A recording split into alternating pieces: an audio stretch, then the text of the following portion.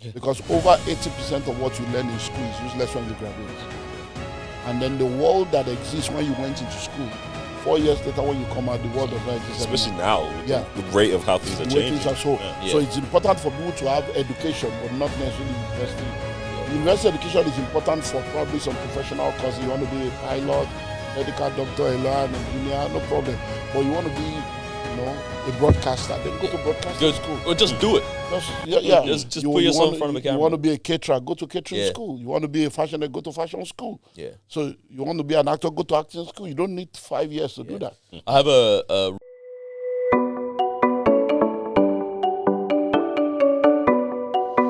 back to another episode of Half Smart, Half the Brains, Double the Confidence. As always, it's the Baghdad baby, Melbourne made, Noor G. It's your boy Daniel, aka Chief Alasaji, aka Baba Toby in the building. And today we're joined by a special guest, familiar-ish for the OG fans, and hopefully if you don't know him, you'll get to know him very well. He's a money man, he's a godly man, and he's the guru. Dr. Olumide, welcome back to the show.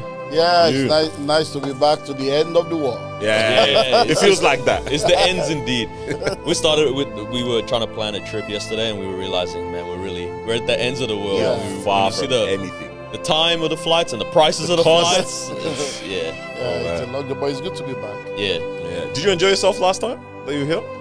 Yes, I did, but it was a short one. It was, right? I spent like a week, just virtually a weekend. Did like crammed everything 9 meetings in 1 week, but this time around I'm relaxed. Yeah, with the family, so it's more like a vacation. It's a vacation plus a mission. So just do you do that thing where you've been somewhere before and you go there again? You kind of act a little bit like, oh yeah, I know, I've seen this place. This is normal to me. This is new to you. Show that to the wife and the kids. This is normal. Are you gonna try experience something Aussie this time around, like a proper Aussie culture? There's so much planned, so it's not just walk. So much. We're rested. We have a lot of exciting stuff. That's cool. That's exciting. That's amazing. We realized, especially when the last time we had a conversation, the internet really loves the things that you say. We had some of the most interesting clips come out of the last convo we had. Again, for the OG listeners, what is it about maybe the topics you speak on, or the way you convey your messages that just draws people in to listen? Because I will say this though, I've been stopped by so many Nigerian uncles and aunties, and they're like, "Yo, you do that podcast, right?" And I'm like, "I know exactly what episode. I know exactly what video they're talking about." I'm like, "You haven't seen anything else, but I know what you've seen." So what is it that captures people's attention? Well, I think they should be the one to answer that question. Yeah. But I think it's a function of a lot of things. Number one will be the fact that I'm a very practical person. I say that, and I think I know because the fact that I'm a pastor makes a lot of people have this expectation and stereotypes about what a pastor is, what a pastor can say or cannot say, should not do. But because of my own unique journey, I've been bivocational. And apostle in matter, so I'm a pastor, but I'm a businessman, an author. So I do a lot of things that are outside of what you call the religious stuff. And then the uniqueness of my ministry is also the fact that I flow more in three major areas, which is relationship, finance, and leadership. And everybody needs relationship, finance, and leadership, whether you're a Christian or not. So because of those uniqueness, the practicality, the uniqueness of the message and the areas of focus, it just seems to resonate. So that's who I am. Yeah. Which vocation came first? Was it the pastoral vocation or were you a businessman first? No, the pastoral. I've been in ministry now 37 years. So started business maybe like 5 years. That practical side, because as a Christian, I appreciate practical Christians. I also like when people are not, not the one thing, but also like, I struggle with Christians that like remove the practical side out of life, right? Like many things, it's like, let's pray about this one. No, it's like, of course, let's pray about it, but let's also do what God's already put in your hands, right? Yeah. So, what's what's the reception like, maybe back home, internationally, whatnot, when it's like they come across a pastor that's so practical? Yeah, I think for me, I'm a skeptic. Yeah. And I'm someone that is also a realist. Yeah. And because of the fact that I'm both a skeptic and a realist, I want to understand how things work. So when you tell me something, I'm like, okay, why should it be like that? Then another option, how does that happen? I'm like, okay, are you really sure? Prove it. I'm that kind of person. And I face reality because I don't like this idea of just take it because I said so. Yeah. Or that's the way it's supposed to be. Why should it be that way? Why can't it be somewhere? So, and that has made me to be very, very, inquisitive about different things to know why it works and why should it be like that and all this stuff. And that has led to that aspect of me that is like, look, the fact that that's the way you see it does not mean that's the only way it should be seen. And for me, when I started speaking and being real, based on the fact that when I'm teaching or I'm speaking, I'm considering myself as the audience. So if someone like me is sitting down, there are answers they need to questions they don't ask. So I have to also factor the fact that, okay, these guys may have questions that they're not asking. So let me answer the question. And then there's the aspect of someone is a skeptic and is sitting down there. How do I dispel the myth mind by giving them facts and figures? And that's the reality. And then where I come from, we practice more of religion than Christianity. So I say to people that Christianity is not a religion. Christianity is a relationship with your Creator. When you practice Christianity as a religion, you're going to be a pawn in the hands of charlatans behind the pulpit. When you practice Christianity as a religion, you're going to be a victim of the myopic, inexperienced, inexposed interpretation of the scriptures of the people listen to. So because of that religious aspect of my own culture and environment, they just tell you, oh, God did it. Oh, it's supernatural. It's a mystery. Like, what's mystery? Break down the mystery. Let me understand how this happened. And that made me to begin to deal with scripture and my Christian work in a different way that I now realize that, okay, this resonates with people. And then there is also that vulnerability of being real. That people are like, okay, yeah, this is reality. So there are things that I say, there are things that I do, there are experiences that I have that I share that people are like, oh, people don't share this. Oh, for you to share this is like, so that's just the way it is. Yeah. So I think the generation we're in right now, when many of us were growing up in the 70s, in the 80s, in the 90s, grew up and we had many of us came from what they call Orthodox churches. Many of us left those churches into what we then call charismatic, word of faith, Pentecostal. But right now, we have entered into what I call Pentecostal orthodoxy. So you have a lot of people that are growing up in church right now that are now seeing church as a scam. They are seeing church as not being relevant to their generation just because of the way people that came before them, people in my generation, have presented God. Presented religion instead of Christianity. That's so funny because maybe a week or two ago I was telling this guy, I was like, where I'm at right now is I obviously believe in the gospel message, but I don't know if I like the Pentecostal church, and the orthodoxy kind of makes a lot more practical sense when I see the way the faith is lived out. So it's funny you say this kind of like middle ground of Pentecostal. Yeah, there are many people like you, and it's because of that lack of reality in the church. You have a lot of hypocrisy, you have a lot of not facing reality. It's more religion. Yeah. And people are beginning to realize that there is more to me and there is more to life than the way you guys are presenting this stuff. And unfortunately, for a lot of people, which is not something I'm happy to admit, but it's the truth, is the fact that a lot of people that are behind the pulpit in Pentecostal churches have no reason being. Because when you are a medical doctor, for you to be a medical doctor, you go to school, study, and then you go to medical school, you do housemanship, and then you have a lot of continual education and assessment. Same thing for law. To be a pastor, all you need to do is to claim that you heard a voice.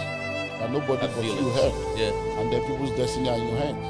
About 80% or more of people that pastor in Pentecostal charismatic word of faith churches have never gone to any Bible school. Some of them have not even studied the Bible, read the Bible from Genesis to Revelation, talk less of studying it. So many of them just preach what they don't understand. They say what they don't know. They regurgitate what the people before them have told them. And then this generation is very, very research oriented. It's very, very fact oriented, and they want to fact check, and they're like, no, excuse me, that's thing you're saying is not right. And no, that's not the reality. There's more to that than what you're saying. So, and instead of answering their question, I tell them just believe it because I said so. I'm the man of God. You have to listen to me and believe. They know, sir, I don't have to. So that's but the problem will now be what we call the error of the two extremes. So sometimes people move from one extreme, they go to the other extreme. And the other extreme is to say, church is a scam. I'm not going to do church. Yeah. I'm going to serve God by myself. I'm going to do God from there. It doesn't work like that. The local church is very essential for life. And you cannot have a father and a mother, a child that doesn't have a father and a mother, and they expect to have food. And there's going to be a deficiency. So you need God and you need church. Father and mother together. When you give birth to a child in the hospital, the child must go back home with the mother in order to breastfeed and be nurtured. So when a child is born, the child must be handed over to the church. So the church has a role to play, the local church has a role to play. The church is not perfect, it's made up of imperfect people, but it's a place where God then gathers us to perfect us. So I say that the church is a place where we raise, empower, and then release people to go and manifest the kingdom. I like that. Message I right there. actually really like that, yeah. I know where I'm attending church when I go to Nigeria. But it's the truth though as well, because it's something we've been talking about. It's like, yo, why does it look like pastors are just not yapping? We've sent in the past 2 days, like maybe like 3 or 4 clips into the Instagram group chat that we have of some just absolute heresies and nonsense from the pulpit. And I'm like, dang. You look in the crowd and there's like 3,000 people in that. Yeah. Everyone's saying amen, amen. amen. And they're screaming, and you're like, what are you screaming about? Excuse me, this. But that just shows you the fact that discipleship is missing in the church. But you see, the Bible said that in the last days, perilous times will come, and it began to itemize the characteristics of the last days. And it says, men shall be lovers of themselves, boastful, unthankful, unholy, covenant and truth breakers, lovers of pleasure more than lovers of God. It's there. They will have itching ears. They will gather to themselves people that will tell them what they want to hear. And that's the challenge. So we have problem with discipleship, and people are not being discipled. So we have so many preachers but few teachers. Preaching does not disciple. Preaching inspires. Preaching steers. Preaching motivates, but it is teaching and disciple. Precept upon precept, line upon line, helping people to put the building blocks of their faith together so that they can stand on their own. What we have right now is a lot of churches and pastors have kept themselves as an intermediary instead of connecting people to God. They want to be needed. Yep. So they want a situation where people will need them for prayer, need them for guidance. So they don't want to let go of the people to connect them to God, which is a major problem. So you have an average Christian today that has been in church for 5-10 years. They can't pray an hour on their own. They can't fast on their own until you make them to do communal fasting. They don't read their Bible on their own. They've never studied the Bible on their own. They don't do anything on their own. They've not won any souls since they've been born again. There's nothing substantial happening in their Christian life without the church having to midwife them and spoon feed them. And that has affected the impact of the church in the world. So you now have so many churches with little transformation. So you're asking yourself, what is then the impact of the church in the world if we have so many churches and the world is not changing? So that's a missing link that we need to. But I believe that there's a new breed. There's a new breed of people that have come to realize that there is more to God than religion. There's more to church than all this stuff that we have put together. And they're on fire for God and they're making a difference and it's spreading. I think we like that thing of like people who have stuff to their lives outside of this one space. So like literally building up your life outside of this and living your truth, living your faith in what you do.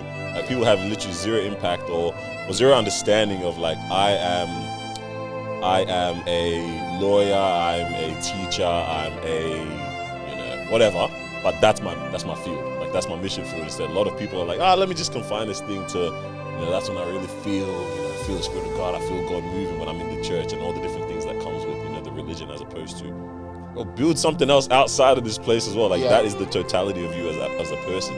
That's the skills in the hands. Yeah, that's where the subject of the kingdom comes in. We understand, we understand churchianity, but we don't understand kingdom. Jesus did not die to give us a religion. He died to restore a kingdom. And when people don't understand the kingdom, that's what we get. So the church, like I said earlier, is a place where we raise, we empower, and then we release people to go and manifest the kingdom. The church is not the kingdom of God. The church is part of the kingdom of God. The kingdom is beyond church. So the Bible says we are the salt of the earth, not the salt of the church. We are the light of the world, not the light of the church. So until the salt leaves the bottom to make connection with that which needs to be salted, the salt is useless. Light does not shine in light. Light shines in darkness. In reality, there is nothing called darkness. Darkness is just the absence of light. And when we as kingdom citizens understand the fact that we are ambassadors of the kingdom, then we come to church to be equipped, empowered, and re-energized. Then from Monday to Friday, Monday to Saturday, we then go and manifest the kingdom. So wherever you find yourself, which you call secular, that's actually where you practice the kingdom. You're supposed to go out there and represent God there, because there's really nothing secular for a kingdom citizen. But when you show up, God has shown up. What are your thoughts on, I'll explain. I'm not a fan of full-time pastors, for the most part. I think sometimes it makes sense at the size of a church and whatnot, but I like the idea of my pastors, kind of to what we're saying, being involved with the world. And kind of, I understand there's a need, maybe, a day or two at the church, whatnot, but then there's also another side. What are your feelings on? It's amazing you are saying that, because in 1998, I preached a message. I was the president of what they call like the Pentecostal Fellowship of Nigeria in my own territory. So, and I was in 1998, I was appointed as the chairman of that association, and that was what I dealt with as my inaugural message and inaugural speech. I called it Redefining Full-Time Ministry, and it went viral. It was like a controversial, that who is this guy, what are you talking about, are you fighting the fathers, because I was saying that we need to rethink this thing. I don't think that Jesus Christ died to give you a job. This is facts. This is what I'm saying. Pastoring is a calling, not a career. Yeah. So I began to share with them that we need to redefine what you call full-time ministry. Because many of this is nothing but laziness, full-time foolishness, and lack of balance. So I'm trying to hold it. And I began to help them to understand that when you say full-time, to go into full-time ministry means that ministry, when you are called, ministry becomes your primary assignment, not your only assignment. Primary, not only. So it does not mean that you now abandon everything and say, I'm just sitting down here waiting for people to start an offering to take care of myself. But once you have that understanding, so I also then said that you don't go into full-time until your hands are full. Which means you pastor 6 people, say you're full-time, you're just a jobless lazy guy. This is the truth, man. You pastor 15, 20, 25, 30, you say you're full-time. Full-time doing what? If you are really full-time, then the church should go from 35 to 200 and 500. You should see the proof that the thing is growing. How do you have 1 year, you have 35 people, the next year you have 37, 10 years later. It's just new births. And and then you say you are full-time, then we should sack you, because even if we look at it like a business, Yeah. The KPIs. you are not producing Yeah, results. Yeah. So now, does it now mean that people cannot do full-time as a full-time? When the work is big enough Yeah. that occupies them, Yeah. and the music can afford to pay them, but it doesn't still mean you won't do any other thing. Yeah. You still need to be an investor. You still need to do and apply the laws of wealth creation that everybody applies. Yeah. So, and one of the things I've come to realize that when you function in the marketplace as a minister, it helps you to be able to even relate more to what the world is saying and what people are going through, be able to help them better, because you are a practitioner of what you're doing. Well, it doesn't mean that you can't be a full-time pastor and really be there Monday to Sunday. You can, but there has to be a season and a reason for that. I think why this is important is because it models something for the people that are part of that congregation, right? Because what I think about and look at is so many people that end up in these type of spaces and churches, and they don't have the mentality of building things externally, and now they're taking the advice or modeling their life after a pastor who doesn't show them how to actually do something with their hands. Because I'm like, even the relationship with money or the understanding of wealth generation is something that I still see so many people getting wrong and doing wrong within the church. Like, we talk about like being able to be inspired by the people that are in, ministry around you. You would want to model your life around them, but then in our day and age that we are now, or in the generation we're in, like, I don't think that's what I want to. That's not how I want to build my life. The people that inspire me do not morally align with me, and the people that morally align with me never inspire me. Yeah. And that's the problem that we now have with our generation of I like what the churches go. I know, almost like I like your God, I like your Jesus, but I don't like the church. Do you know what I mean? Yeah, I get you. And that's where a lot of people I think are struggling when it comes to So, faith. I just wrote a foreword to a book that will be released sometime later about what I mean. And when I went through the book, I've been going through it in the last few days to try to get my books together to write the foreword. And when I was writing the foreword this morning, I put the point in that one of the uniqueness of this book is written by a practitioner, not a lecturer.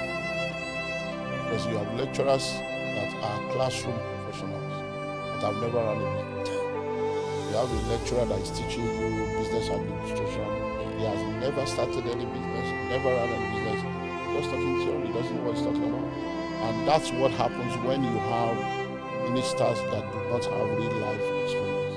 And all they do, they have this idealistic view of life. And they look at life only from the black and white perspective. They don't understand the gray.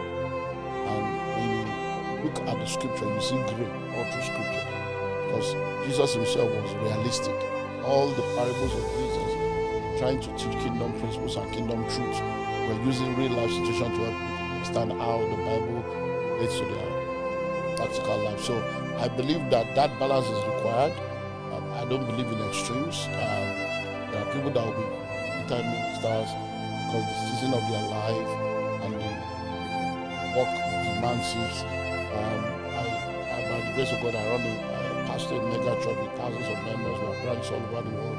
I know what it means, but we have lots of people on staff, and not many churches can afford to put all those people on staff. So the pastor may then be available to do a lot of works that the church cannot pay other people to do. So I understand that, but it still does not mean that you should not have investment of other things you do that helps you to relate with your work. Now then, as a young person, looking at to build your life, trying to do things with our lives, and you look, and I like this whole thing of looking at, this is how we've seen things done historically from people, like people older than us.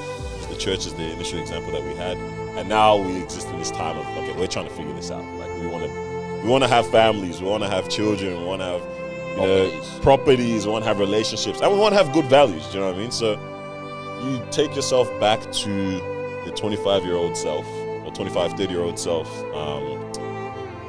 but existing in this generation now. What are you doing? Like, who are you? How are you taking the words you're hearing? What are the influences you're allowing? What are some of the, what are you going to do practically now to actually set yourself up for a successful life? Because I think everyone's thinking about that. Cost of living, this, that.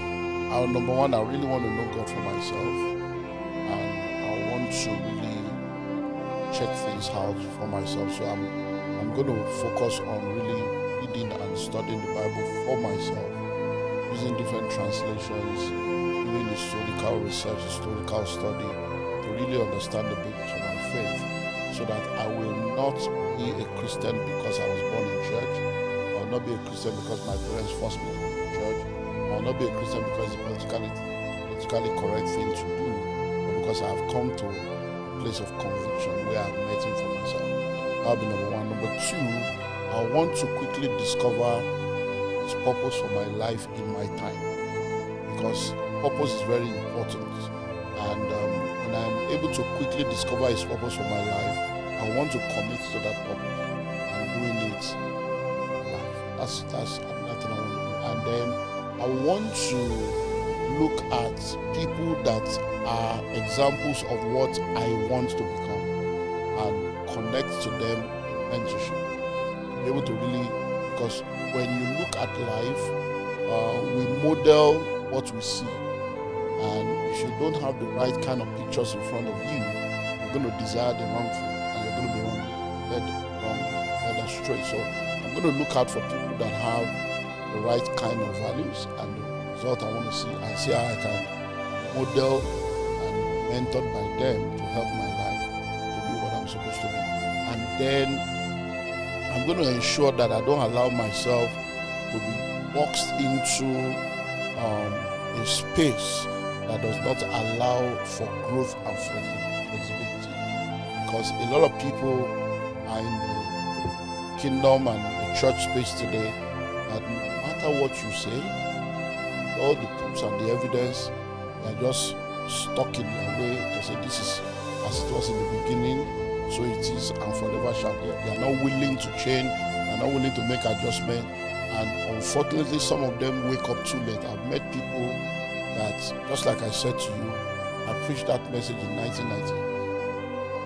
2008, exactly 20 years later, I was invited back to the same association as the pioneering chairman of that particular region. And the reason why they invited me back, I did not know.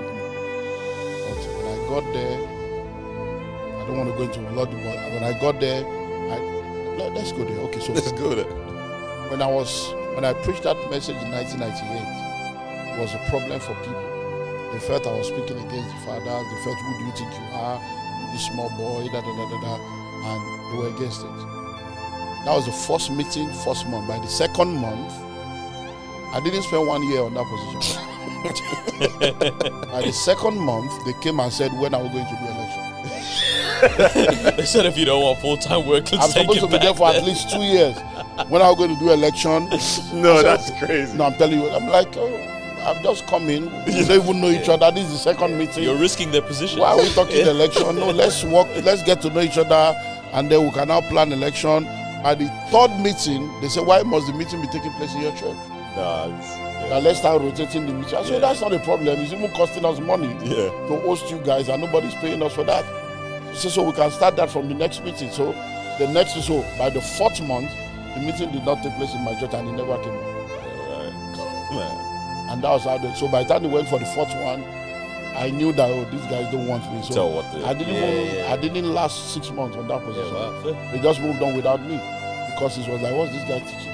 How can you be saying this kind of thing? 20 years later, maybe 4 years later, some people started coming back to say, that's it. You said, now we understand. Because you see, life is lived forward but understood backwards. There are many things you learn as you grow. So I've come to a point for a while now in my life where I realize that when people argue with truth, I don't argue with them. I just pray for them. And when they get to that level, they will now realize what you're trying to say. We all grow. We can look back and say, if I knew what I know now, I would not have done that. That's a proof of growth. So I just say, okay, that's your level. I'll leave you there. So some people started coming back after that. We need to, because when I was teaching them, there was nothing in my life that was inspiring enough for them to listen. It's like, what are you talking about? You are as poor as we are. So why are you talking about? But as time went on, they started seeing that this guy is teaching. He's growing. This guy's life is changing. So they started coming one by one. It's okay, teach us. Some of them started realizing the errors of their ways. 20 years later, I was invited back. When they did their 20th anniversary, they said, come. So I'm like, why did you want me back? So I went there prepared a message to preach. But when I got there, By now, 20 years later, by the grace of God, I've got to a level, a status in life. So my protocol advanced team had gone. They've gone to check the place. They're radioing back to the office. Oh, the hall is full. People are ready. Oh, don't come yet. Because the venue was less than 20 minutes away from my office. So they were giving me, okay, we're going to let you know when you leave to come. All that was going on. So my mindset was that the place is full. People are ready. Hundreds of people are sitting down, pastors and ministers. Then we get there and I see less than 20 cars in the car park. Yeah. I'm like, well, I thought they said the place is full. How can we have 20 cars? We should have like hundreds of cars. Can it be real? Did they give me a lot? And I get in there, everywhere was full. And I saw people with collars, all these shops, rings and chains, and everybody sitting down there. And I'm like, wow, these guys are still poor. They were 20 years later, they don't even have cars. Look at their shoes. My God, these guys didn't get the message of 20 years ago. This full-time thing is fooling them and killing them. I need to preach that message again. So I preached the same message 20 years later. I just chucked my note and went back and picked up the same message and preached the same message. How was that received? Then, and by then, if you listen to it now, I'm like, Papa, I gave it to them hard. I said, so you people are still poor. This thing I taught you 20 years, you look at you were there 20 years ago. You were there 20 years ago. You were there 20 years ago. I gave it to because by now I'm now a father. I can and I have proof. Authority, yeah. So I now, and then after they said that's why they invited me. And that's exactly what they wanted. Fix our lives. Because like this guy told us we didn't listen. Let's come and rewire us. Yeah. And then so really there's so much. If people don't learn, they will, you either learn by revelation or you learn by experience. You either submit to the discipline of learning, or you have to endure the pain of the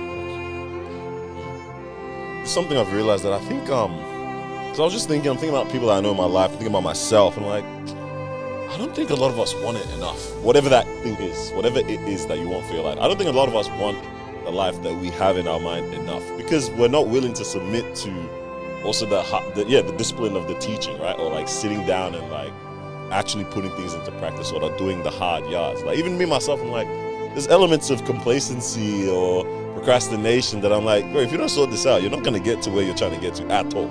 Yeah, you can't pray yourself into these situations. I told myself I'd have a 6-pack 6 years ago. 1 pack per year. There's no consistency there. Yeah, and it's a function of a lot of things. Number one, sometimes it's the teaching. The way things are presented sometimes, they are made to believe that you can pray your way into anything. So people think that, just pray, it will happen. They're just going to pray for you. They're just going to release the anointing, and this will happen. But it doesn't work like that. So you can't pray your way out of a problem you behaved your way into. You cannot jump the process. You can't get pregnant today and then give birth to a child today. There's a 9-month process. So people don't understand that. Number two, a lot of people are not willing to pay the price for what they want, because they just believe that there's this shortcut. But there's no shortcut. Shortcut is the longest cut. If you crash, you're going to crash land. If you appear before your time, you're going to disappear. Jump up, come down, you grow up, stay up. I need these. I need these one-liners. So people need to have that clarity and understanding. And then a lot of people have been made to think that poverty and piety are synonymous. So when they want more, they think it's covetousness. When they want more, they think that, why should you want more? Godliness with contentment is great gain. Excuse me, there's a world to win. There are people that need help. I actually think that poverty is selfishness. I think for you to be poor, you're selfish because you need money to take care of people. You need money to be able to meet the needs of the world that you live in. In 2006, I released a book called Pathway to Wealth, and I was at the Hell's Court in London was a Maurice Olo conference in the UK. I used to work for Maurice Olo when Nigeria was the director of missions since 1992, 1995. So I was at the conference in the UK 2006. I remember vividly. It's one of the. So I had this exhibition and I had my book, How to Be a Millionaire, was the title of it. And then I had a lot of stuff on the table. And a lady comes there, about a 12-year-old girl, she saw the title of the book, and she said, I don't want to be a millionaire. And I didn't know when it came out, and I said, then you must be a fool. I said it until I'm like, guy, you are in London. No?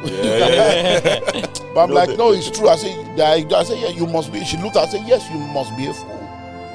I said, there are over 400 million people, children that have no parents, orphans, people that need. I said, so how many orphans do you take care of? How many people's school fees do you pay?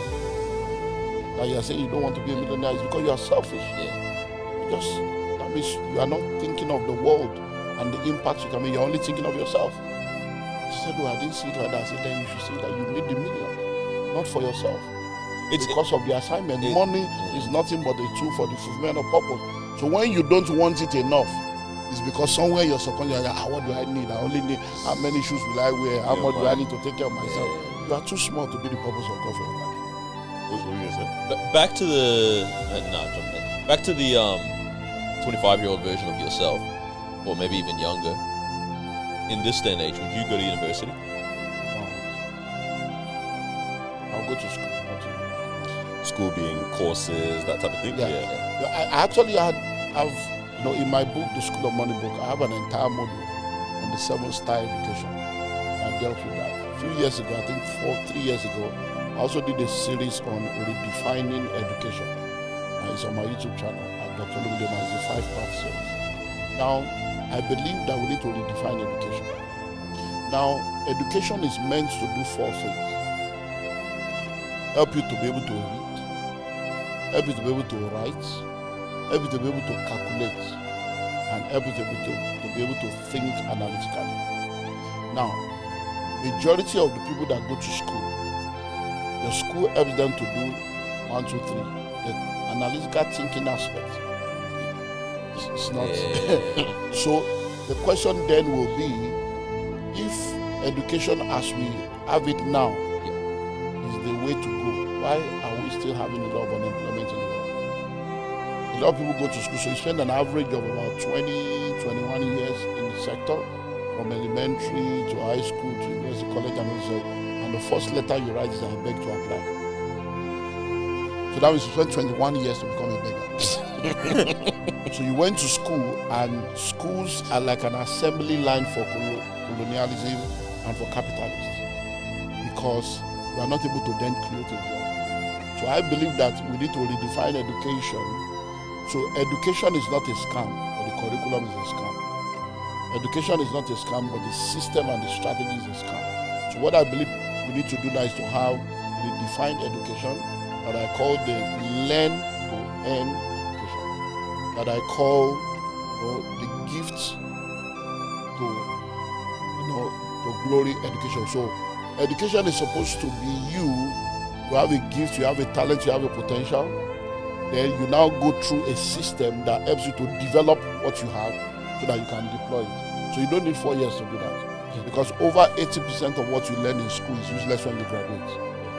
And then the world that exists when you went into school, 4 years later when you come out, the world does not exist Especially anymore. now, with the rate of how things are changing. So it's important for people to have education, but not necessarily university.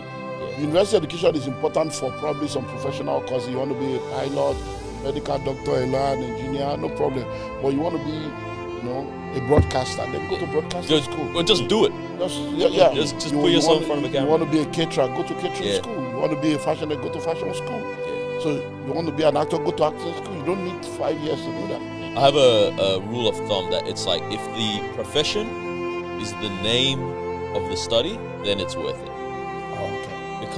Study teaching to become a teacher, engineering to become an engineer, business to become a businessman. Just do business. Just start selling something. You know what I mean? It's marketing. Just go out into the market and make yourself active. That's good. Oh man, it's interesting. I mean, okay, even now with I think I like the thing that you speak about when it comes to creating value in yourself, and the world that we live in now, especially with the incorporation of, like we're saying, AI and how things are changing them.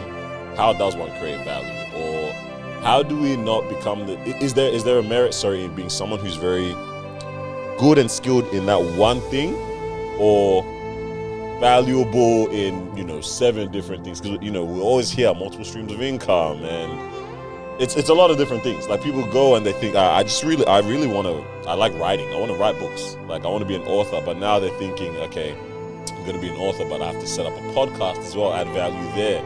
I need to write for other people's books. I need to be I need to be a keynote speaker. Like, is it still valuable to be very, very good at one thing and master that craft? Or, you know, again, like I'm saying, with the way AI is being incorporated into so many like entry-level jobs now, a lot of that's being written out. So how do we create value within ourselves now? Okay, well, the first thing is to understand that principles are universal, but the application of those principles are personal, contextual, and geographical. Now, when it comes to value creation, money flows in exchange for value. Money flows in exchange for products and services. Now, what then is value? Value is threefold. It's tripartite: meeting needs, solving problems, and answering questions. That's value. So when you are meeting needs, you're solving problems, you're answering questions, that means you're offering value, and then money comes for that. So if you understand that, whatever you can do to offer value, that means to meet the needs of people, to solve problems, and to answer questions, do it.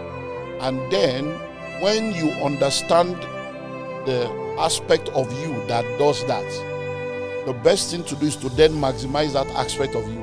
In maximizing that aspect of you is to find out what other versions of this exist. So I have a tree. Now, when the tree is standing, it produces fruit. That means in order for me to keep getting the fruit from the tree, I have to keep the tree alive. But when the tree is alive, I have to wait for every season to get the fruit. So I'm limited to just the fruit. But that fruit, I have to then find out what are the multiple things that this fruit can produce. That's maximizing that. Okay, now the tree is no more. It has been cut down. Am I just going to use it for firewood and then it goes? Or can I use it for a sculpture? Can I use it for a furniture? That talks about maximizing what you... So that is where the aspect of, okay, I'm an author. Don't look at yourself as an author. Look at yourself as a teacher. I teach through books. What else can I use to teach? How else can I teach? Then you talk about podcast, you talk about speaker. It's the same teaching. But you're now scaling it up. You are maximizing that teaching. When you look at yourself only as an author, then you'll be limited in the scale of what you can do, because there is more in you than just the book that came out.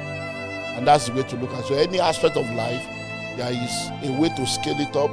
There's a way to maximize it beyond that linear approach to what you're doing. What this makes me realize is the gap is just going to continue to grow so much more between the people doing things and really making a change and the people that are making it or really that gap is just, it really looks like it's going to grow so much more now, because that sounds like work. You know what I mean? Like it's valuable work, but it sounds like work, and I think I'm seeing a lot more people that are taking the shortcuts for that now, or checking out entirely. Or saying, you know, this is not for me. Like people are going on AI, you know, Claude, make me $1 million business that solves problems, answers questions, meets needs. As opposed to developing that within themselves. Like everyone is trying. I'm seeing a lot more people that are doing the shortcut approach of things. Again, it's like, because there's everyone. Again, we all want good lives, but then now you have the pressures of social media. Especially young men are trying to do this because you want to be that provider. You want to look like you've got it together. The women are calling. To take care of hair and nails. You get me? Hair and nails, pedicure, manicure, everything, man. And it's like people are not actually spending the time to do that. You know, look at the tree, get the fruit, turn the fruit into juice, make some chips out of the fruit or something. You know what I mean? Like all those different things. Everyone's like, yo, how do I just get the juice, or how do I get the fruit as a standard? But those things, they don't last. So if you look back at decades before now, people have always done this fake it till you make it. But they make it and they lose it. Because you can fake it till you make it, but you can't fake it to maintain it. And then because you don't have what it takes to maintain it, you cannot, any money you don't have the wisdom to make, you don't have the wisdom to manage it. So by the time you fake it till you make it, you didn't have what it takes to make it. So when you finally make it, you don't have what it takes to manage it, and then you're going to lose it. And then you're going to realize that because you did not have a strategy for making it, you can't make it again. And then people fall by the wayside, and then they get frustrated and all this. So There's the need for authenticity. AI, people are saying, AI is going to make people lose their job. AI is going to take over people's job, but that's not true. Those who know how to use AI take over from those who do not know. So, and don't forget that AI still needs the prompting of you as a person and your own input. So it's like somebody saying, no, I can be an author in 24 hours. Really?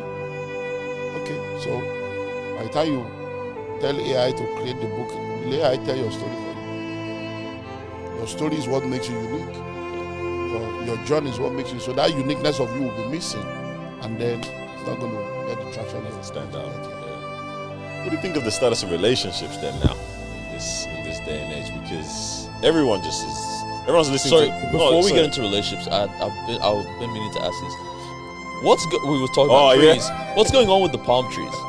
I keep seeing you talk about palm. I'm trying to understand. Is this an estate called palm tree, or is this actual palm trees that you're saying? It's true. This is a good point. Okay, I'm into real estate. Okay. So and I do a lot of stuff around real estate, different value chain, hospitality aspect, cemetery, land banking, housing, all kinds of stuff. Sure. I have a TV station, I have a studio. So I've done a lot around real estate. And COVID came. Yeah. One of the aspects of real estate that I've tried is farming. I've done the plantain, banana plantain. I've done yam. I've done a lot of stuff. Cassava. I've done a lot over the years. So COVID came, and I'm like, okay, let's take it off. There's more things. I need to begin to look into exploring other aspects of that. So I started thinking more about cash crop. Yeah. So I did a lot of research, and I settled down for 3: palm tree, cocoa, and cashew. I invested in those 3 to just study and really see how it goes. And after about 4 years of doing that, I came to the conclusion that I should settle down for the palm tree. Reason being that if I want to do cocoa, it's good, but I have to rely more on exports, or I have to then have a factory where I'll now begin to produce chocolate at this stage of my life. But the older you get, the more you want to adjust to it. So I'm like this. Then cashew, same thing. I have to either focus on exports or I have to do cashew. And I'm like, when I look at the palm oil, I'm like, over 60% of the palm oil that we use in Nigeria is imported. So we don't even have enough for the local consumption. Many of the products we use every day, palm oil is part of it. From your cream to all kinds. I'm like, okay. So I don't really need to be dependent on exports. To be able to do that, I can do that and make money. So I'm like, okay, I think I'll search for this. Because I've invested in it, I've seen the results. That's number one. The second aspect was, I started my first major estate development in 2001, 5 years ago. Sold lands to a lot of people. As I speak to you right now, 25 years later, that land is there. Some people bought those land and never showed up again. Some people bought those land and never developed the land. I've been saddled with securing and maintaining land for people for 25 years because of integrity. Some of them show up 10 years later, 15 years later. Up until yesterday, I was still replying email, talking to my GM on someone that said, where's my land? After 25 years. You just show up, where's that my land? And you're like, your land is there, but you're going to pay this. So, you call yourself a pastor. How can you expect us to pay? Excuse me. Do you think it's angels? Angels that have been securing the land for 20 years? So that's what you face. So I'm like, wow. So that experience also that made me to say, okay, in 4 years, this can begin to happen. 5 years. This land that I had for 25 years, if I had used it for palm tree, I would have had 20 years of income. I won't have so we went into palm tree. And the way things work for me is I practice things, I verify, I do my final stats, in other people. And that's so we started our palm tree project in October. Did a pre-launch. And January this year we launched 1,000 hectares. And 1,000 hectares is 2,500 acres of land for people to then own their own palm tree farm. So they will own the land, they can buy an acre or an hectare, and then we plant for them, plant it for them, and then we share tons amongst ourselves, and it's been phenomenal. And people are plugging in from all over the world because it's something that in 6 years start making money for life. That's cool. So we are the owner of the city's pantry farm, Madiba Pantry Farm. Because we're trying to figure out, is it the name of the estate? Like, is it just going to be turned into residential property or something? No, it's actual palm trees. It's a farm. It's actual palm trees. It's a farm. Yeah, it's cool when people invest in those things that are so, what's the word? Not sexy, right? Like, as in they're not modern ideas or whatnot. It's like they're things that have existed forever. Yeah. We've got one of our close friends right now. He's investing in like a chicken farm in South Sudan. Yeah. Right? And it's like, you don't think to invest, let me invest in chickens. But it's like, that's real money and business. We've been using them for millennia. Yeah, that's cool. I really like that. We'll have to chat about this part. No, you guys should come and buy any more lots or what? No, come and buy pantry. Come and buy. Invest. All right, let's get into these relationships. What did you have? Yeah, I mean, we were just thinking, because again, I'm just like, there's so many different things that people want to focus on and do, and I feel like at the same time, everyone's trying to build themselves, develop themselves, strive, but we're still mashing up relationships. Like, I just look at the state. I mean, again, we talk from a very social media driven perspective. Like, if you go out to your shops, you'll see a husband and wife and their child at the supermarket. Like that, it's not like that doesn't exist anymore these days. But what we see a lot more is the dysfunction of relationships, right? And I'm just thinking, from your perspective, having like even done marriage counseling and seen people through relationships, sometimes even seen people out of relationships, I assume, right? Like, what do you think is causing the state of where we are these days in terms of I think social media has really messed up the life of a lot of people, unfortunately, and it's really sad and it's scary because a lot of people take what they see on social media as reality. They don't know how that this is not real life. A lot of people just go there and present to you. Highlight reel. So it's really a major issue. And when you look at the software that runs the mind of people right now, they say church is a scam, they say marriage is a scam. Major aspect of life that was put there to help give you stability and focus, to ground you, and help you to be able to live a meaningful life. The enemy is just fighting it to mess you up. So people are leaving church and messing up the relationship. So marriage is not a scam. Marriage is very, very powerful, very, very important. But what we have today now is we have baby mamas, we have single parents. People are even advocating for that because the marriage institution is not being seen as a bondage. It's being seen as something that limits your potentials and possibilities, but that's not true. So then when you really look at it, what has happened is a lot of people grew up in dysfunction. Many people grew up in families where they saw their father or their mother abuse each other. They saw a situation where maybe their mother labored with their father became rich and wealthy and abandoned their mother, or their mother, all kinds of stuff. So many of them grew up with that trauma that they have not been able to face. And now they are adults and they are beginning to see themselves in a situation where you have to settle down for either what you experience or something new, but they don't have a testimony of that something new. What that something new looks like, because those that have happy homes don't even talk about their marriages. They have this belief that, don't share what you're enjoying so that it will not be jinxed and all those stuff. So evil eye.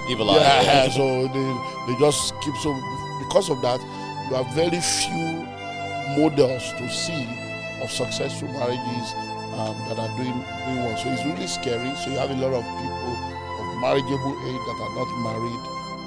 Men are just living their life. They are not ready to settle down. Women, they are not ready to settle down.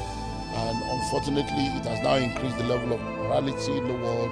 So we have a lot of couples that are not having sex, and we have a lot of singles that are oversexed. So you are telling the singles not to have sex, and you are begging the couples to have sex. It's a very funny dichotomy that we are seeing in the world today. And because of that, there's just too much dysfunction out there. But I believe that if people are ready to live right and do the right thing, marriage is fantastic. You know, enjoy it hurts sometimes when I see even people like our age that are just like, I don't think that's the hard part is you want to let people be able to say, this is how I want to like live my life in terms of like, yeah, I don't think relationships for me. So it hurts though. Now, okay, you're a young man, you're married, you have a child. You see the joy being married, having a child, because I think the problem is a lot of people think that there is more of bad people than good, because that's what is presented to them. So every time they meet someone, they prejudge the person. Are you sure this person is good? But if you are good, they expect that other people are good like you. You attract your kind. Present that even also, right? So marriage is beautiful, and I love it when I see young people get married, start out young with a family. It's amazing. With the changes that we're seeing as well nowadays too, what does the vision of a provider actually look like right now too? Especially you have a lot more dual income homes as well too, like all of those type of traditional things that we've kind of looked at are changing, right? Like, so for a young man, like what does that actually look like now to still try to be that? And well, see, I don't know if we dealt with it the last time I came. There are three kinds of marriages and families that have come to as family life coaches and counselors and consultants and therapists. We have come to realize that there are three major kinds of families. Have the traditional cultural marriages and families. Have the contemporary marriages and family. And we have the kingdom marriages and family. So, because many of us came from that cultural, traditional upbringing of marriage, that's what we saw in our parents. Our definition of provision is linear, not holistic. So when they say the man is a provider, provide what? Because we came from a culture where men were more economically empowered than women, came from a culture where most women didn't go to school, their parents would not send them to school because they feel they're going to end up getting married. Many of them did not have skills, they were raised to depend. And man is raised to be a provider, so limited provision and the definition of provision in finance. That was never Bible's definition of provision. So when we say God is our provider, is it money? It gives you life, it gives you direction, it gives you leadership, it gives you covering. So when you say provider, so what do you provide? You provide vision, you provide leadership, you provide direction, you provide security, you provide resources. But you are not a soul. Because even the vision you are providing, you are not the only one that has vision. Even the security. So that's why when two people come together in a kingdom marriage, so in a traditional marriage, the man is the provider of everything. And you now have a lot of people that grew up in that kind of homes. So the father is the provider of everything, the woman is incapacitated. So the woman has to submit to all kinds of abuse and dysfunction because she cannot live on her own, can't take care of herself. Then you come to the other extreme of contemporary. Excuse me, you can't tell me what to do. You went to school, and then you see we are equal, 50-50, and then it's not working because that's not the kingdom perspective. So then, in the kingdom perspective, you have what we call two as become one. So we are building a home. So there's nothing like in the kingdom mind. There's nothing like your money or my money. It's our money. So it's joint knowledge. It's joint planning, it's joint decision making. So it does not really matter who brings in more. It's our income. And once we have that understanding, this subject of provision will then be looked at from a broader perspective. And that's the way it should be. So if you are a man, you'll be amazed that if you have all the money in the world and you can't give vision, you can't give direction, you can't give security, you lost the woman. Lost the woman. Very true. So, but if you have vision, you have direction, you have security, it's like saying, oh, I have money, and then you are sleeping around and you expect the woman to trust and respect you. You are not giving security. So, oh, I have money, at least I'm giving you all the money, and then you can't give vision, no direction. The woman wakes up, no focus of what we're going to achieve, where we are going to.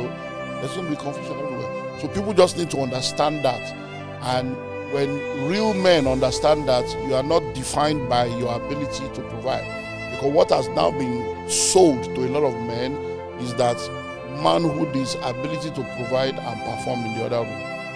So once you are a financial provider, you can perform in the other room, then you are considered a man. But that's everything's but that's not true. I think you're right. There's that hyper focus on literally those two things, those two aspects of life. Where it's crazy when you just boil it down how stupid things look when you talk about it like that quite plainly. But yeah, men have been hyper focused on making money and then being a man, bedroom type thing.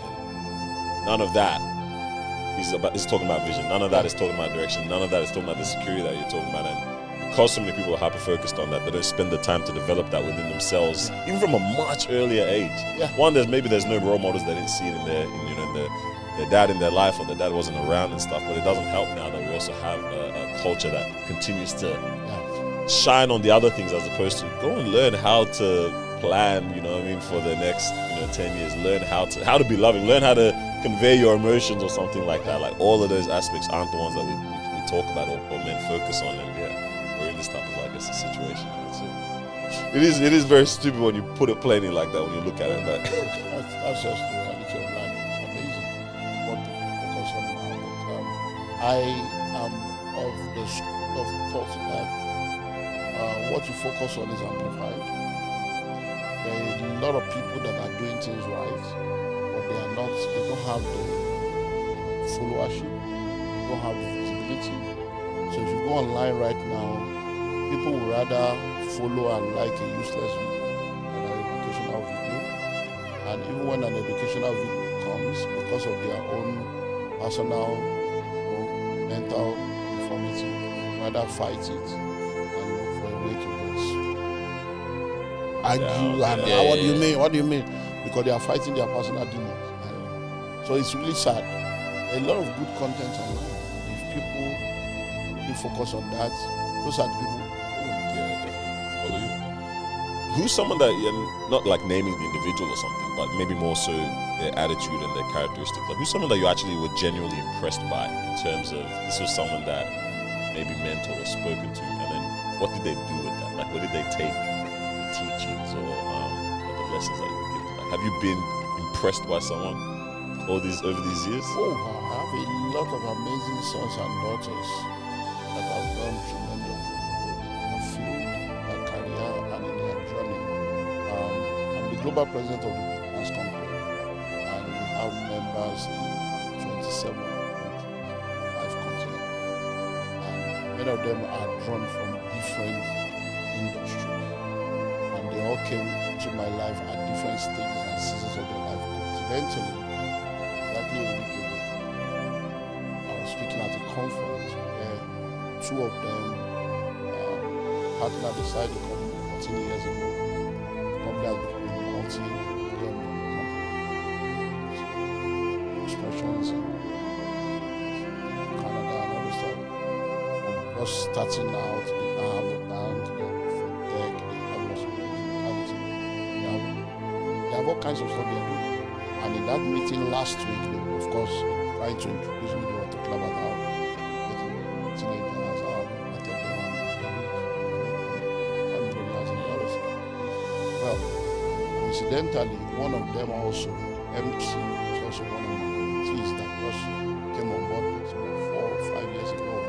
He's also doing tremendously well. Was then now sharing our own stories to the guys. I met this man also through these guys and last few years. Because she had met me. She came to one of our events, heard other people sharing, and this was a billionaire. All these people. So she came to and said, "Excuse me, I've noticed that all these people, they are all men. Don't you have any woman that you have raised?" I said, "Well, that's the problem with you women is that you think that wealth is sexually transmitted, and it's not. Well, you guys are raised to depend on a man. I said, so if you are ready to be a billionaire, it's possible. You want to be a billionaire, it's possible." I said, "I want to be your." I said, "Then let's do it." And in 1 year, she did over $1 billion in turnover. The first time in her life. And that's the beginning, and now she's done billions. And then she was also now then sharing that she's our first female. Yeah. So there are people like that have done tremendously well in their field. I have a guy, Steve, as was a student when he got a job with all this company, I think they call it slum yeah, so we went to the US, did amazingly well, was doing well, and I went to the US and saw him. What do you do?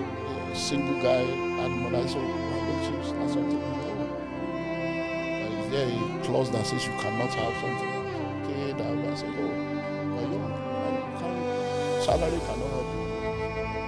So started this college, same industry, and before you know it, this happened, and the guys spend. So I have a lot of people like that that have done well, whether it's in ministry, whether it's in authoring books, whether it's in their marriages and family. A lot of people that I'm like, wow. And for the kind of work that we do, that's actually the joy of it. Change lives, transform lives. When you see people and you see the impact of what you have done in their life, it gives you that joy of fulfillment of, okay, this is what it is. We had a meeting yesterday here, and the lady flew in from Brisbane for that meeting. And I thought she was in for the weekend because we still have a lot of meetings. So I said, oh, so when I listened tomorrow, I said, you're leaving tomorrow? I said, yeah, I came just for you. And the last time you came, I couldn't make it. I've been following you online, and I just came because I want to join your business company. I wanted to see you face to face so that you can tell me. I said, I've gotten that already. She said, no, I can't. So she said she started a pharmacy company a year ago, learned so many things, and that she had so many questions, and she believed that. I said, okay, but you didn't ask any questions. So you answered all the questions you were speaking. Everything I came for, you gave it to me while you were speaking, so I didn't even need to ask any question. Like, wow. So now she joined the nice company. So when you hear things like that, it's like, wow, somebody travels down for one night and is going back and they got all the answers, and I didn't even know they had questions. They're like, wow, God, thank you. So it's worth it. That's what I was actually going to ask next in terms of how do you now also deal with that internally of not, again, letting yourself get even puffed up of like, man, I've helped this person, I've helped that person. How have you been able to manage that over the years then? It's something that for someone like me, maybe because I know my frailties, I know I'm not perfect, I know that, and I've failed in life. I've failed in major areas of life, and that failure and that comeback. Right now, I'm writing a book now that's going to be released on the 2nd of January. We're releasing the book. It's called Billions in Debt. How I went to $53 million in debt. So how I went in the lessons that I now came out. It's taken me about 10 years of that debt. About $53 million. So in the midst of everything that everybody knows. American dollars? Yeah, $3 million. So you won't see me on this planet anymore. So in the midst of what everybody knows, I know that. Yeah. I know what I'm going through. I've had relational crises. I've had financial crisis.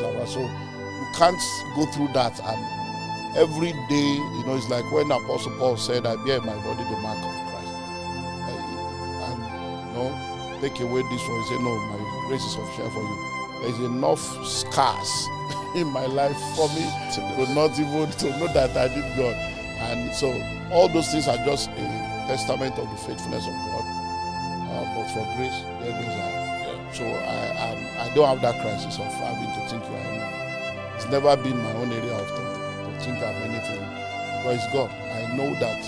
Because sometimes I'm also amazed at because I had to like that. I'm like, I said, all your questions. I said, so was it worth it? Because I'm like, how do you travel down, pay ticket, fly? And she was rolling her luggage, and and then she's going, and you are going back to her. I said, so what? He said, more than what it's more than what. I'm like, wow. So it's like it's humbling. So it's not something that you get point like, wow. So that's the way it works. Yeah, like I know I'm not. This is something we were talking about, like even just before. Like, do you want to get lessons from someone who has done things perfectly? So let's say in business, they made all the right decisions, or in marriage, they've had a perfect marriage from start to finish. Or one relationship and it's turned to marriage. Yeah. Or do you want the other side of? Do you want someone who's failed in business or messed up in their relationship, cheated, who has divorced, to be the person who teaches you? And it's weird. I'm like, I don't know. Both sides of that. Both sides have that merit, but who do I want to teach me? Yeah. Everything has something to teach you. But there's something that people that have failed can teach you that people that have never failed cannot.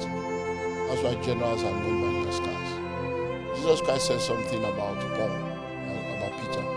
He says, Satan has desired to sift you like a wheat. I pray for you that you will not fail, that your faith will not fail. And then he says something amazing. When you are converted, strengthen your brethren. How does a man that falls strengthen those that didn't fall? If there's something you will learn that give you a dimension of wisdom that will strengthen them so that they will not need to go through what you have gone through. So some people are just, the Bible talks about comforting people with the comfort wherewith we are comforted. I think some people are just chosen, or they are allowed to go through a season and an experience that equips and empowers them to teach and empower other people. So many times I say to people, our ministries are born out of our ministry. So people say, oh, you are very wise. I say, it's trouble. When you suffer, you'll be wise. When you go through trouble, you'll be wise. So some things are born out of that experience. That, so sometimes, like I was telling you, the book I was writing a forward for, the first thing I did was to put a quote on top. You can do everything right and still be wrong. Because there are many factors beyond your control.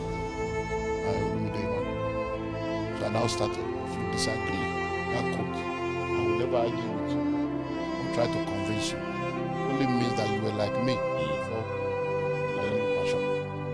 But with time, so that's how I started the forward this morning. Because that's just, there are many statements that I make that people will tell me, I don't agree with you.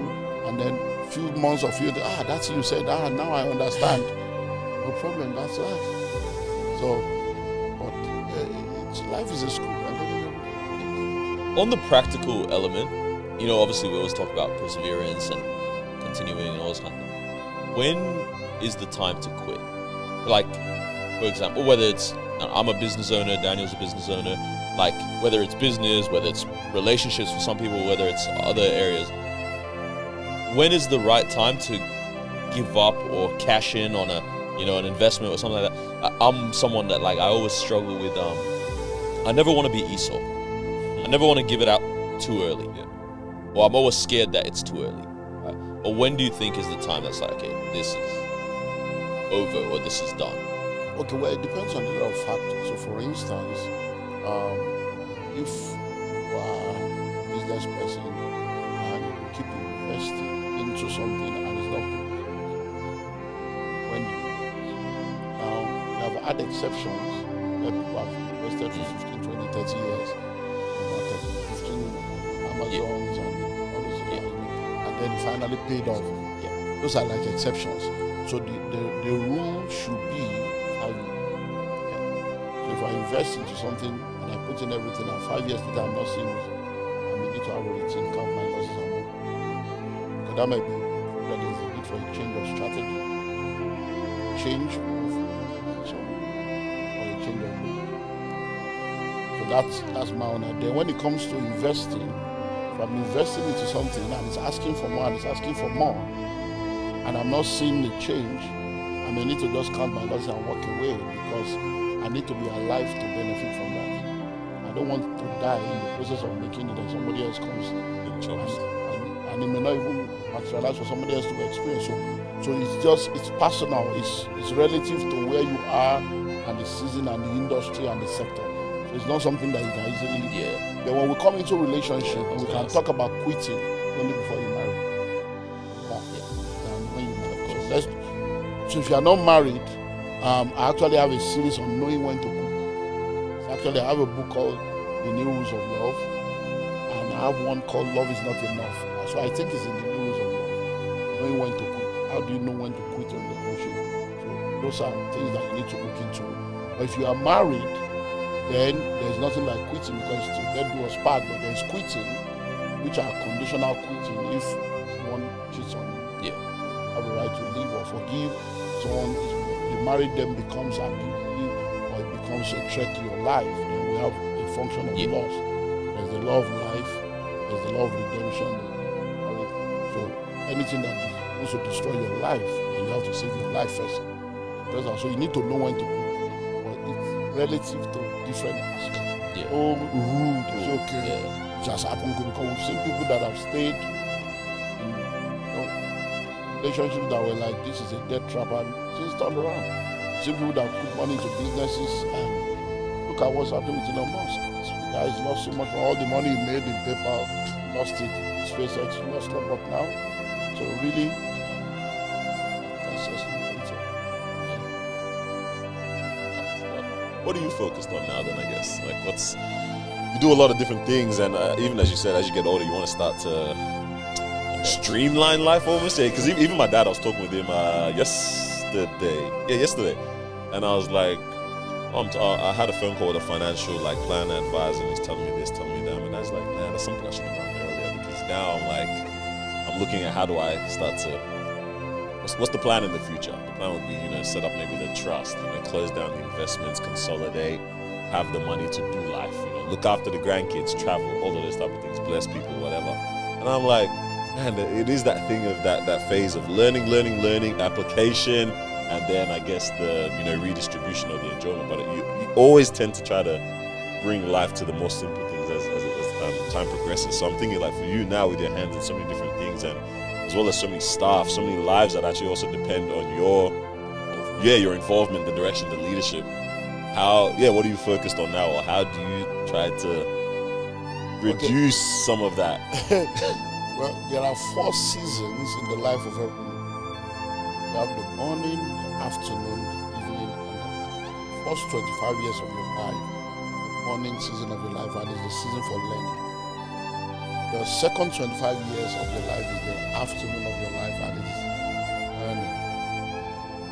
The third season of your life is the evening, which is the top 25 years, and that's the time for turning around and mentoring and imparting. And then the night season is for resting. So I'm in the evening of my life. So right now it's turning around, acting the next generation, just being a blessing, making a difference, raising the next generation, establishing a legacy, and then so that's where I am right now. So all the different things I do from the church, because a church grows old naturally, or must grow young intentionally. So That's That's big. so true. Yeah. a church grows old naturally. Yeah. I became a pastor. I've been in ministry now for 37 years in October. A few months ago, 27 years ago. I started as a teenager. I was ordained as a pastor at the age of 21. I've been pastoring the same church now that I founded over 30 years. So people that were born in the church are now parents. Yeah. So on Sunday morning, I'm looking at thousands of people, and there are 3 generations in front of me. I know the grandmother, I know the joints. It's like, so we're raising the next generation. That's the focus. In my businesses, same thing. I'm handing over to the next generation. My first child is 28. My second is 26. My baby is 13 plus. So every aspect of my life is just next generation impact, because I'm evening of my life. And once the evening is over, just keep. So it's just about transition, expansion and transition. That's the focus of my life right now. Expansion, transition. That we glazed over, and it's another conversation for another day probably. But that church grows old naturally, grows young intentionally. That's that one day we said the loudest amen for that one. It's so big, because I think churches naturally will probably just be losing numbers, because you're not doing anything to try. Yeah, literally death. Physically people are just dying off, or there's no intentional application to build up that young base of people to come in and keep things going. Because it's tough for sure. So I lead a pastoral organization, or ministerial organization called the Global Kingdom Ministers Network, global platform for pastors around the world, and that's part of what we do. Focus to raise kingdom ministers and ministry. Also helping people to see things from the kingdom perspective instead of this denominational church. And that's because a lot of pastors don't know better, so they don't know what to do. Not for lack of not wanting to do the will of God, it's just they don't know. Yeah. And when they know that they need to do, and you tell them how to do it, then they do. What can people, I guess, look forward to then? Because I think you're only here for the next coming week or so. This will drop. Yeah, this will be out, I think, after. You should be leaving when? We're we're still doing like 2 more cities. Yeah. I think we're living first week of next month. We're living like Okay, so there might still be so, some. yeah, we're living like the 31st or 1st or whatever. So, yeah. There might still be some, I think, some events then when this episode drops. So I think people probably, not probably, people benefit a lot from just tapping in. I think for sure, like whether it's business, whether it's finance, whether it's relationships, whether it's even I think we've got something around singleness as well, right? Yeah, we have a meeting for singles, we have a meeting for couples, we have a meeting for ministers, we have a business meeting. We're going to Adelaide. Is it Adelaide or Adelaide? I was gonna let it slide, but you asked. We say Adelaide. Adelaide. Okay. Adelaide even. Adelaide. Yeah. When you really put the accent. Adelaide. Adelaide. That sounds like a Nigerian name, huh? So we're doing that the last weekend. Yeah. So we have a business meeting on the Saturday, we have a relationship meeting on the Sunday. So they can just contact me. For sure. That's cool. I want to think of something funny. just want to laugh at some people. What are you annoyed at when you look online these days? Or the issues that people come to you with, like, you know, in all the different forums that you have. Just the foolishness and the stupidity of this generation. That's a lot. Yeah, it's just the foolishness. Just see people, they're just like, the level of stupidity is appalling because it seems as if people have lost their brain, they don't think anymore. You will see, it's as simple as put an advert out there, there's a meeting coming up, date, time and venue, and the first question is, What time? You're like, are you okay? Can't you just lead? Like, you know, and then the way people are just, the monetization of social media, people are just doing all kinds of nonsense just to gain traffic, and then you see people following them. And then you see people talking sense and nobody's following them, and you're like, you guys okay? Yeah. And then some people just seem as if anything good, they want to fight it. It's that terrible. You just see someone is happy, say, why are you happy? You can't see that the world is dying, can't see that there's earthquake, why are you happy? So someone is getting married, why are people still getting married? He's married. You are just sad for nothing, that you are just looking for somebody to join you in the trauma WhatsApp group. There's a lot of miserable people. It's painful to see. I was thinking this like a couple of days ago, and I was actually speaking to someone in person to try and wake them up. But like, I think the most miserable thing in the world is men that go on the internet and hate women, and women that go on the internet and hate men. Yeah. And I'm like, they all seem the equivalent version of miserable, just opposite genders. It's crazy. It's crazy. Just you're like, oh, wow. So sometimes it's like comedy relief, but sometimes also it's just like, oh, help us, Lord. So sometimes for me, I look at it like I'll see something, like, oh, that's beautiful, and then I go in the comments and someone's hating. I'm like, did I get it wrong? Like, okay, yeah, maybe this isn't good. Like, I'm like, I can't be that wrong. That this is a beautiful thing. I think just okay. I heard that this morning or yesterday. There's a particular couple, celebrity couple, who use that word in the industry. I think they've been looking for a child for a while, so they finally had triplets. And I think they did the ceremony of the children. So I just saw something where someone was now saying, what's wrong with this generation? So someone was commenting that why would they be spending all that money to celebrate? Miserable. And then somebody now said, no, when you have your own, celebrate. Yeah. It's up to you. So if that's the case, so just buy biscuit and water. Call it a day. And call it, so why are you? What's your business? You just I'm like, wow, this generation. What is your? It's just they just I don't know. Nobody wants joy. It's weird because I'm like, you would think naturally people want joy, enjoyment, satisfaction, jealousy, envy, envy and jealousy. It's more rampant now. They want it for themselves, not for everybody else. Let's do a quick rapid fire. If you for think of any questions, you also throw some in. Done. Random. Everything's random here. Favorite thing about Nigeria right now? Woo, the people, the food, amazing. What's the favorite food? And what's good about the people? Yeah. Oh, for food, my best meal is beans and plantain. Yeah, that's a banger. Yeah, beans and plantain. The toilet is gonna be punished, but it's for me at least. You can just add some other small. Do you put cassava on top of some gari or not? I know some people do that. I don't take a lot of carbohydrate, but gari is fantastic. It's in the world of its own.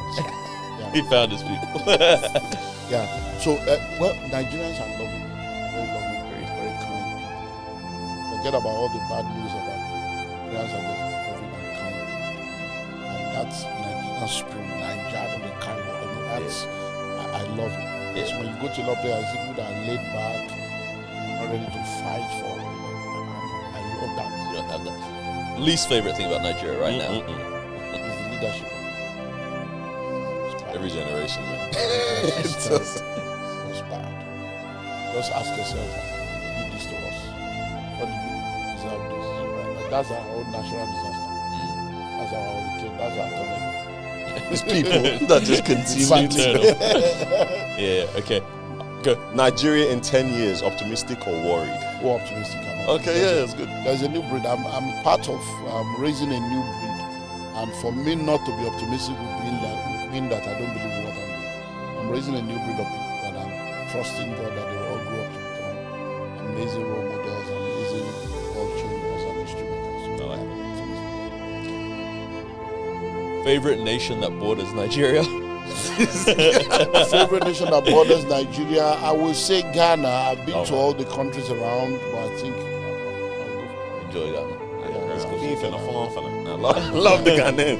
So I've done Togo, Benin Republic, Ivory Coast, Cameroon. I didn't get it. Something you believed at 30 years old that you completely disagree with now. That everybody loves you. And now I've come to realize that people love you, don't you love what you do. And when you stop doing it, you stop doing it. So I'm not deceived to think everybody loves me. No matter how much. That's why all those stuff of can't enter my head. No matter what you say, oh, you are great, you are wonderful. Tell you what, it's not going to work because the same person can turn around tomorrow and say, Yeah. Out of nowhere too. Just running from what? yeah. Biggest waste of money that you... Okay, two things actually. First one, biggest waste of money that you think this world or generation normalizes. It's just fashion. Yeah, fair. Material things, yeah. It's crazy. Buying bags and shoes. They don't even have where to go. Actually, yeah, facts. Nobody's inviting you to any event, no dates, nothing. All of it for the internet. I saw this thing like Kim Kardashian walked out of a venue and she had this really small, I forgot what brand it was, maybe Hermes or something like that. Small, tiny little silver bag, $250,000. I said, what? How? You can't fit your lipstick in the bag, and it's 250 bags. Yeah, and then people start. I want that. Yeah, sad. Crazy. And then your biggest, I don't know how. It's not your biggest waste of money, but maybe the biggest money lesson you've learned. Yeah, biggest money lesson you've learned, or like expense that you kind of regret, or something like that. Well, I've been in this money thing for a while, so not really. I don't waste money. That's one thing. I'm not. I don't waste money. I don't. The last 28 years of my life, I can't see anywhere I'm just, maybe that's one of my I don't even spend the money I have. I'm just too investment and planning focused that. But I'm happy for that because it just helped me. So I don't waste money. Prior to the 27 years then, have you made did you make a purchase? I was too young and too poor to waste. Blessing in disguise. Yeah, honestly. Nah, it's dope. Well, I think people need to tap in for sure. Check out you have so much content online. One thing we realized, you have content. I don't know if you have a clip team or something, but whatever pod, sermon, things from years ago, you've got it. And it exists online. So there's a plethora of things people can, I guess, tap into and check out. But thank you so much for thank you for joining down us again and again as well too. Like we had a good time. You guys are becoming one of my highlight of Australia. No, we love that. We love that. So it means whenever I'm coming to Australia, I know I'm coming. It's fun as well, and I think our people love it. I know I'm going to be bombarded by more aunties and uncles now.